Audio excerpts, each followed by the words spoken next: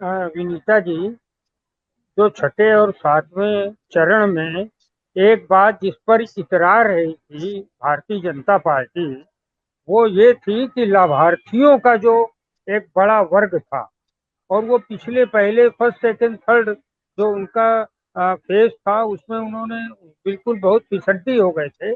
चार पांच पे वो कवर नहीं कर पाए, तो वो सोचे थे पांच और छह का जो वोटर है, जो दलित है, हम्म। जो निम्न वर्ग से आता है, जो निर्धन है, और जो जो आपके दिए हुए अनाज पर ध्यान भी दे सकता है, और हम उनको जो पैसे दे रहे हैं 500 रुपए महीने उस पर भी ध्यान दे सकता है। तो उस वर्ग पर इन्होंने निशाना साध के रखा था और वो उस पर इतरा रहे थे। लेकिन आज सबसे बड़ी बात जो हुई है विनीता जी, वो जो मैं पूरे दिन इन चीजों को बड़े गौर से देखता रहा कि लाभार्थी वर्ग का कोई खास प्रतिक्रिया ही नहीं आई।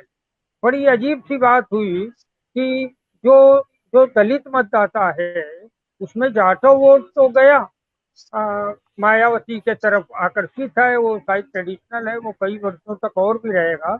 लेकिन जब ही अभी पिछले हमारे मित्र बता रहे थे, शायद भुटिया साहब हैं, कि जो गैर जाटो दलित वोट था, जो इनकी ताकत थी भारतीय जनता पार्टी की, और जो ये समझ रहे थे लाभार्थी हमारे लाभ से प्रभावित होगा, हमने जो कुछ लाख जो टॉयलेट्स बना दिए, थोड़े से घर बना दिए, हमने थोड़े सा जो इतने अनाज दे दिया, 500 रुपया महीना दे दिया, किसान सम्मान निधि दे दी, तो शायद इससे वो गैर जाटो दलित वोट जो 10-12% है वो प्रभावित होगा।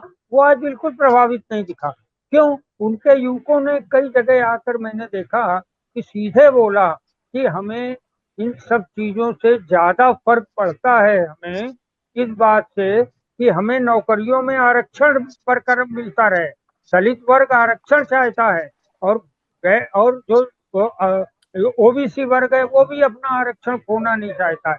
तो ये जो दोनों वर्ग अपना आरक्षण नहीं, इनको हराम का, सॉरी ये शब्द अब वापस ले रहा हूँ, मतलब इन्हें फ्री का मुफ्त का अनाज नहीं चाहिए, उनको सम्मानजनक ढंग से नौकरी चाहिए। वो नौकरियां ये खत्म कर रहे हैं। ये सारी चीजें जो हैं गैर सरकारी बना रहे हैं। वो ओएनजीसी बेच रहे हैं, एयर इंडिया ये सब बेच रहे हैं। तो एक तीर से कई निशाने, जो जो दलित और जो ओबीसी का एक बड़ा वर्ग है, जो जो अच्छा देखिए, गैर यादव वोट जो है ओबीसी का, वो पिछली बार इनके साथ था भारतीय जनता पार्टी। आप ये देखना है छठे फेज में कि इनके पास से जो टूटा वोट, वो कौन सा वोट टूटा जिस पर इनको घमंड था, वो सब टूट गया। ये जो गैर यादव वोट है, वो भी ओबीसी पूरी तरीके से पहले से ही अखिलेश यादव के साथ है। उसी तरह गैर जाटो दलित वोट ने जो है रिएक्ट नहीं किया।